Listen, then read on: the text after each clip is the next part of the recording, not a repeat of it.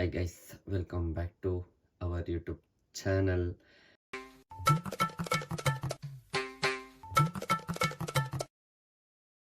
ಮತ್ತೊಂದು ವಿಡಿಯೋಗೆ ಸುಸ್ವಾಗತ. ಇವತ್ತು ವಿಡಿಯೋ ಮಾಡ್ತಿರೋ ಉದ್ದೇಶ ಏನು ಅಂತ ಅಂದರೆ ನಮ್ಮ ಹುಲಿ ಜೊತೆ ರೇಡ್ಗೆ ಹೋಗೋಣ. ಎಲ್ಲಿಗೆ, ಯಾವ ಜಾಗ ಮೊನ್ನೆ ಹೇಳ್ತೀನಿ.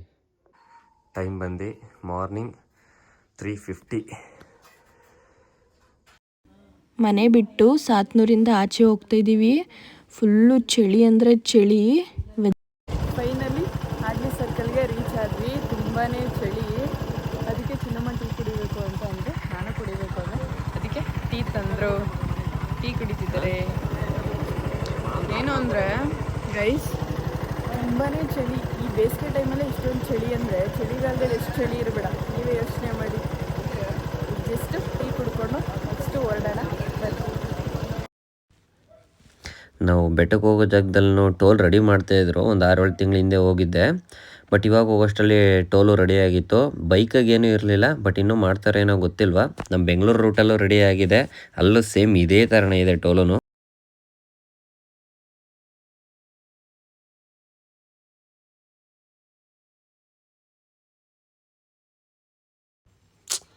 ಬೆಳಗ್ಗೆ 6 ಗಂಟೆ 6:15 ಆಗಿತ್ತು. ಗಾಡಿ ಎತ್ಕೊಂಡು ಇಂಥ ವೆದರ್ಲ್ಲಿ ಓಡಿಸ್ತಾ ಇದ್ರೆ ಎಷ್ಟೇ 1000 ಕಿಲೋಮೀಟ್ರ್ ಇದ್ರೂ ಮೈಂಡಲ್ಲಿ ಒಂದು ಚೂರು ಟೆನ್ಷನ್ ಇಲ್ಲದೆ ಪೀಸಾಗಿ ಗಾಡಿ ಓಡಿಸ್ಬೋದು.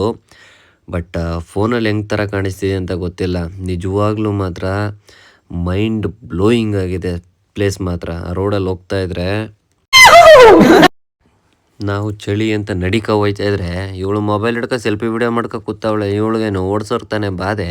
ಕೂತಿದ್ದೀನಿ ನಾನು ಚೆನ್ನಾಗಿ ನೋಡು ಅಂತ ತಿರ್ಗಿಸ್ತಾವಳಿ. ಇದೆ, ಇಲ್ಲೊಂದು ಸಮಸ್ಯೆ ಖಂಡಿತ ಇದೆ.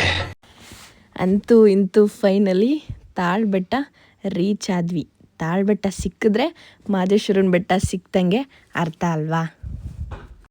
ಅಷ್ಟೇ. ಫೈನಲಿ ತಾಳ್ಬೆಟ್ಟ ರೀಚ್ ಆಗಿದ್ದೀವಿ.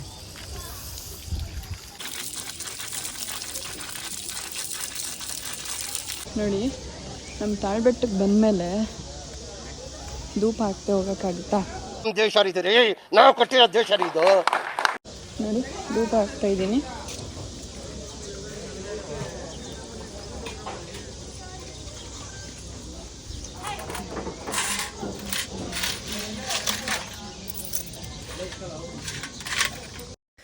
ಅಲ್ಲಿಂದ ತಾಳ್ಬೆಟ್ಟ ಬಿಟ್ಟು ಇನ್ನು ಮುಂದಕ್ಕೆ ಗಾಡಿ ಓಡಿಸೋದಿದ್ವಲ್ಲ, ಆ ಕೋಲ್ಡಲ್ಲಿ ಫುಲ್ಲು ಬೆಳಗ್ಗೆ ಕ್ರಾಸಲ್ಲಿ. ಬಟ್ ಅದು ಒಂಥರ ಎಕ್ಸ್ಪೀರಿಯೆನ್ಸೇ, ಸಖತ್ತಾಗಿರುತ್ತೆ ಗಾಡಿ ಓಡಿಸೋದಕ್ಕೆ.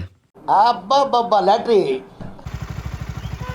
ನೋಡಿ, ಇದು ವ್ಯೂ ಪಾಯಿಂಟು ಬೆಟ್ಟದಿಂದ. ಅಲ್ಲಿ ನೋಡಿ ಕಾಣಿಸ್ತಿದೆ, ಅದು ಸ್ಟ್ಯಾಚು ಮಹದೇಶ್ವರವ್ರದ್ದು.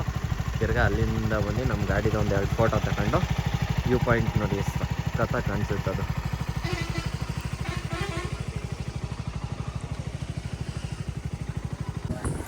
ಫೈನಲಿ ಬೆಟ್ಟ ರೀಚ್ ಆಗಿದ್ದೀವಿ. ಒಂದು ಸ್ಫೂರ್ತಿ ಪೂಜೆ ಸಾಮಾನು ತಗೊಳ್ತಾ ಇದ್ದಾಳೆ. ಈಗ ಪೂಜೆ ಸಾಮಾನೆಲ್ಲ ತಗೊಂಡಾಯಿತು, ದರ್ಶನಕ್ಕೆ ಹೋಗ್ತಾ ಇದ್ದೀವಿ. ಸಂಡೇ ಕ್ರೌಡ್ ಇರೋಲ್ಲ ಅಂತ ಬೇಗ ಬಂದೆ, ಬಟ್ ಆದರೂ ಸಿಕ್ಕಾಬಿಟ್ಟೆ ಕ್ರೌಡು, ವೆಹಿಕಲ್ ಇದೆ. ಬಟ್ ನೋಡಬೇಕು ಇನ್ನೂ ಅಲ್ಲಿ ಎಷ್ಟು ಜನ ಇದ್ದಾರೆ ಅಂತ ಕ್ಯೂವಲ್ಲಿ. ನೋಡಿ, ಇಲ್ಲಿ ವೆಯ್ಟ್ ಮಾಡ್ತಾರೋ ಜನಗಳೇ, ರೆಸ್ಟ್ ಮಾಡ್ತಾರೋರೆ ಇನ್ನೂ ಎಷ್ಟೊಂದು ಜನ ಇದ್ದಾರೆ ಅಂತಂದರೆ ನನಗೆ ಹೀಗೆ ಭಯ ಆಗ್ತಿದೆ. ಅಲ್ಲಿ ಕ್ಯೂ ನೋಡಿದ್ರೆ ಎಷ್ಟು ಅವರ್ ನಿಂತ್ಕೋಬೇಕಾಗತ್ತೆ ಅಂತ. ಆಲ್ರೆಡಿ ಹೋಗಿ ಕ್ಯೂವಲ್ಲಿ ನಿಂತಿದ್ದೀವಿ ನಾನು ಮತ್ತು ಸ್ಫೂರ್ತಿ. ಜನ ಆಲ್ರೆಡಿ ಸಿಕ್ಕಾಬಿಟ್ಟು ರಶ್ ಇದ್ದಾರೆ. ಇಲ್ಲಿಂದ ಒಳಗಡೆ ಹೋಗಬೇಕು, ಬಟ್ ಆದರೂ ಕೆಳಗಡೆ ನಿಂತಿದ್ದೀವಿ. ನೋಡೋಣ ಎಷ್ಟೊತ್ತಾಗುತ್ತೆ ಅಂತ. ಆ ಚಿಕ್ಕ ಹುಡುಗಿ ನೋಡಿ ನಂದನ್ನೇ ನನಗೆ ನೆನಪಂತು. ನಮ್ಮಮ್ಮನೂ ಕೂಡ ನನಗೆ ಆ ಚಿಕ್ಕ ವಯಸ್ಸಲ್ಲಿ ಅದೇ ಥರ ಹೂವು ಮುಡಿಸಿ ಅಂಗನವಾಡಿಗೆ ಕಳಿಸ್ಬಿಡ್ತಿದ್ರು.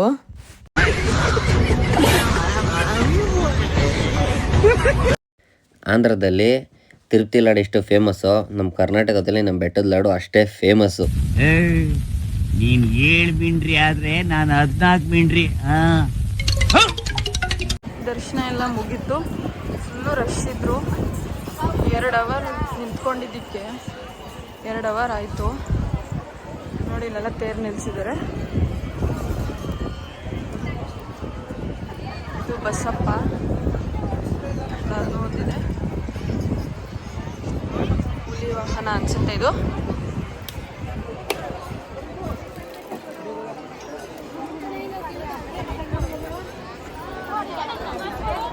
ಹೋಗಿ ಎಲ್ಲ ದೂರ ಹೋಗಿ